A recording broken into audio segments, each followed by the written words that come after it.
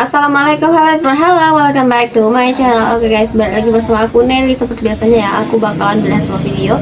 Dan video kali ini teman-teman yang mau kuliah ini tuh ada sebuah video judulnya tuh mengapa gitu wilayah Malaysia tuh terbagi menjadi dua. Ya, kita udah tahu kan, bagi yang melihat peta Malaysia tuh pasti tahu kalau negara Malaysia tuh terbagi dua, satu di sini, satunya yang berseberangan dengan pulau yang ada di Pulau Kalimantan ya. Oke, sebelum kita play ini video, teman-teman yang udah mampir channel aku, makasih banyak. Semoga teman-teman semuanya panjang umur, murah rezeki, dan selalu diberi kesehatan. Amin. Jadi cus kita lihat dulu video kali ini, alasannya kenapa gitu, kok bisa terbagi menjadi dua. Oke, langsung kita play dulu ya, kita lihat.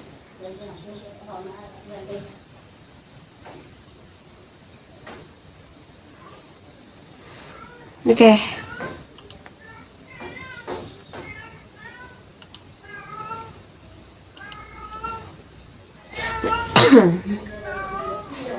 Oke, kita lihat. Coba ke Malaysia kak mana? Kejam. Kejam. Yang tuh. Nah, ini kan. Kalau tuh Malaysia, itu apa? Betul juga kan? Malaysia juga lah. Tapi heran, mengapa Malaysia terbagi kepada dua kawasan? Jom, mari kita bincangkan. Keliling dunia yuk. Hayu.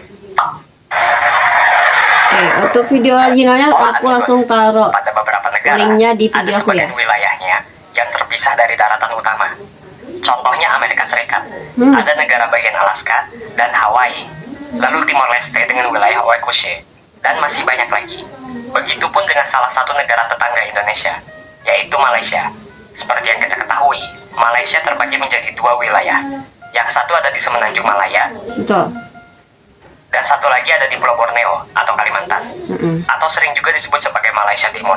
Malaysia Dan Timur. kalau kita perhatikan lagi, di Pulau Borneo ada juga Brunei Darussalam yang juga terbagi menjadi dua wilayah.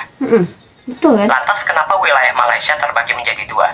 Bagaimana sejarahnya? Oke, Apakah kita lihat. ada Aku juga perbedaan antara penasaran Malaysia banget. di Semenanjung Malaya dengan Soalnya aku Malaysia tuh Timur? salah satu pecinta Dan bagaimana sistem pemerintahan di sejarah-sejarah masing-masing kayak wilayah? gini sih. Oh iya, Penasaran gitu. Mimin nak ucap terima kasih buat amigos yang dah request tentang Malaysia. Bila Anda dari Malaysia dan terdapat kesilapan dalam perbincangan, sila komen di ruangan komen ya. Oke. Malaysia, salah satu negara yang berada di Asia Tenggara. Malaysia terbagi menjadi dua kawasan. Satu ada di Semenanjung Malaya, dan satu lagi ada di Pulau Borneo atau Pulau Malaysia Kalimantan. Timur ya. Total luas wilayah negara Malaysia sekitar 330.803 km persegi. Coba kita lihat Malaysia yang ada di Semenanjung Malaya.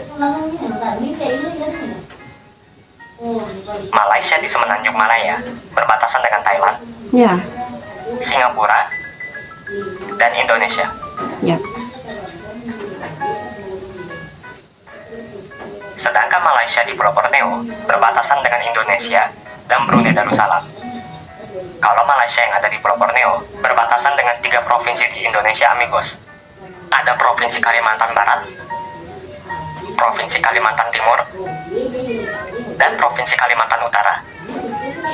Batas antara Indonesia dengan Malaysia di Pulau Borneo sendiri memiliki panjang lebih dari 2000 km. Malaysia terbagi atas 13 negara bagian atau disebut 13 negeri. Terdapat 11 negeri pada bagian Semenanjung Malaya, terdiri atas Perlis,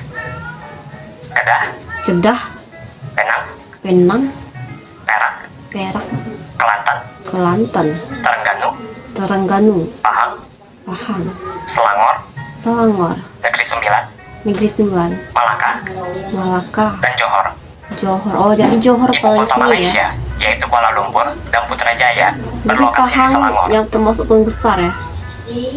Begitupun untuk Menara Kembar Petronas yang berlokasi di Kuala Lumpur. Ke sisi. Oke, kita lihat di Malaysia bagian timur tadi katanya. Sementara di Malaysia Timur terdapat Sarawak dan Sabah. Ya. Nah, pertanyaannya, kenapa Malaysia bisa terbagi menjadi dua kawasan? Dan kenapa dua kawasan ini berada di seberang lautan?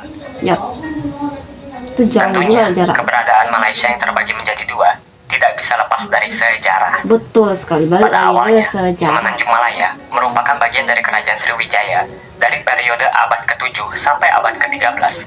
Lalu menjadi bagian Wah, dari aku Kerajaan suka banget nih Majapahit pelajaran dalam kayak gini. periode abad ke-13 sampai abad ke-14.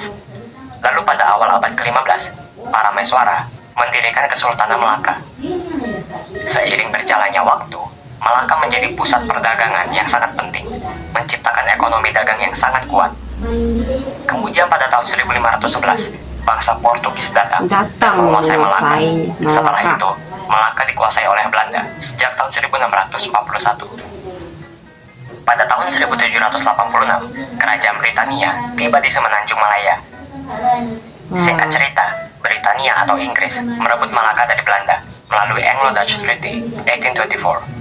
Pada tahun 1826, Britania sudah menguasai Penang, Malaka, dan Singapura, yang mana wilayah-wilayah tersebut menjadi bagian dari Strait Settlements. Wilayah Sarawak diberikan oleh Sultan Brunei kepada James Brooke pada tahun 1842. James Brooke sendiri merupakan seorang prajurit Britania dan merupakan pendiri The Raj of Sarawak pada tahun 1841. Dia pendirinya ternyata. Sementara itu, wilayah Sabah diserahkan oleh Sultan Brunei dan Sultan Sulu kepada kekuasaan Britania sekitar tahun 1877 dan 1878. Di mana Jadi udah wilayah banyak Sabah ya dari menjadi bagian dari Portugis ke protektorat Britania yang ke disebut North Borneo. Britania. Sekitar tahun 1895 sampai tahun 1896, Pahang, Selangor, Perak, dan Negeri Sembilan bersatu menjadi kesatuan yang disebut Federated Malay States atau disebut negeri-negeri Melayu Bersekutu. Sedangkan Perlis, Kedah, Kelantan, Terengganu, dan Johor menjadi Unfederated Malay States atau negeri-negeri Melayu tak bersekutu. Selama masa Perang Dunia Kedua, Malaya, North Borneo, Sarawak, dan Singapura dikuasai oleh Jepang selama 3 tahun. Pada masa inilah rasa nasionalisme meningkat. Setelah Jepang kalah, sekutu menguasai Malaya. Inggris memiliki rencana untuk menyatukan pemerintahan Malaya di bawah satu crown koloni yang disebut Malayan Union. Malayan Union didirikan pada tahun 1946 yang terdiri atas seluruh wilayah kekuasaan Inggris di Semenanjung Malaya kecuali Singapura.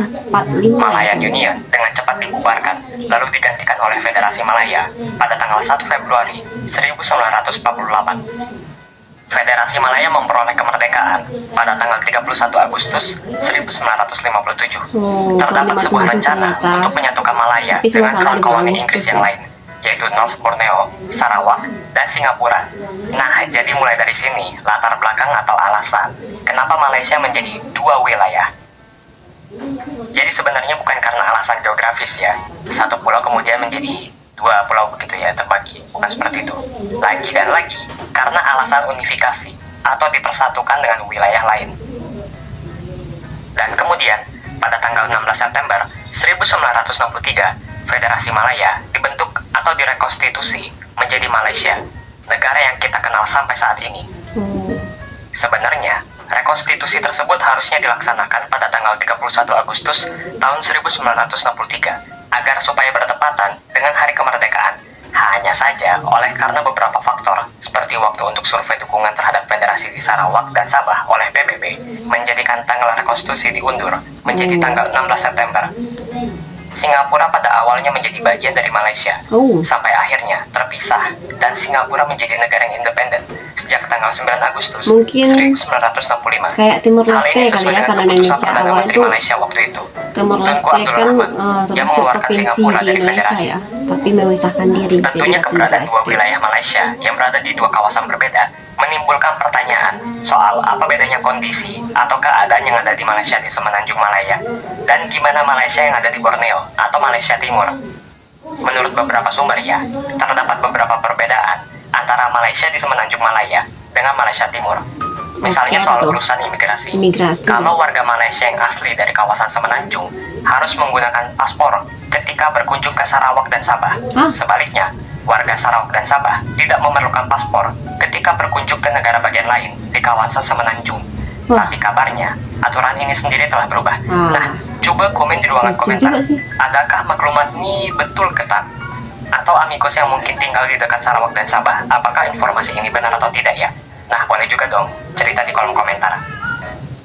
Kemudian, ada juga perbedaan soal hari libur atau cuti. Yap, ada perbedaan hari libur di Semenanjung Malaya dengan Malaysia Timur. Kenapa kok bisa? Karena terdapat juga suku Dayak yang tinggal di Malaysia Timur. Alhasil, hari Gawai Dayak pun menjadi hari libur di Malaysia Timur. Gawai Dayak sendiri merupakan pesta tahunan yang biasanya diadakan pada awal bulan Juni setiap tahun. Tentu saja hari Gawai Dayak tidak dirayakan di bagian Semenanjung Malaysia. Tetapi di Semenanjung Malaysia, ada hari cuti yang bernama Hari Deepavali atau Diwali. Hari Deepavali biasanya dirayakan di bulan Oktober atau bulan November. Nah, Hari Deepavali tidak dirayakan di Sarawak. Jadi ada Tapi tetap cuti saja, yang berbeda ada gitu beberapa ya hari di libur antara yang dirayakan di Semenanjung Malaysia dan Semenanjung Malaysia Timur. Malaysia dengan Seperti Malaysia misalnya Timur. Hari Kemerdekaan Malaysia, Hari Raya Idul Fitri, dan beberapa hari libur nasional lainnya. Sementara itu, ada juga beberapa hari libur yang memang hanya dirayakan oleh masing-masing negeri atau negara bagian. Seperti misalnya tanggal 15 April sebagai Hari Peristiharaan Bandar Melaka sebagai bandar raya bersejarah. Nah, hari libur ini hanya menjadi hari libur di Malaka.